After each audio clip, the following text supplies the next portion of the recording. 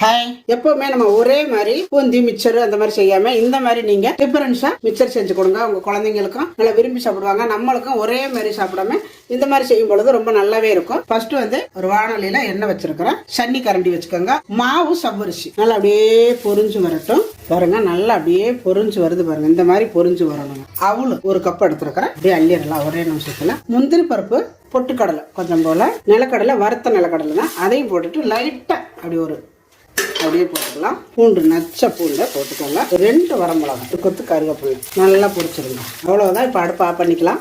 எல்லாமே நம்ம பாருங்க அவ்வளோலாம் எல்லாம் பொரிச்சு எடுத்தாச்சு. நம்ம எல்லாத்தையும் ஒன்று சேர்த்துக்கலாம். இது ஜவ்வரிசி, நிலக்கடலை, பொட்டுக்கடலை, பூண்டு, வரமிளகாய், பெருங்காய பொடி சேர்த்து வெறும் மிளகாத்தூள், கொஞ்சமா சால்ட் நல்லா கலக்கிடலாம். இப்போ பாருங்க, ரொம்ப ஈஸியா குயிக்கா செஞ்சு முடிச்சாச்சு. அவளும் ஜவ்வரிசி மிச்சர் ரெடி ஆயிடுச்சு. இந்த பூண்டு, பெருங்காயம், இந்த கருவேப்பிலை, வரமிளகாயெல்லாம் சேர்ந்து செம்மையா இருக்குதுங்க. வீடே மணக்குது. கண்டிப்பா நீங்களும் இந்த மாதிரி செஞ்சு கொடுங்க உங்க குழந்தைங்களுக்கெல்லாம். செம்மையா இருக்குது. செஞ்சு பார்த்துட்டு எப்படி இருக்குது அப்படிங்கறத கமெண்ட்ல சொல்லுங்க. டாடா பாய்.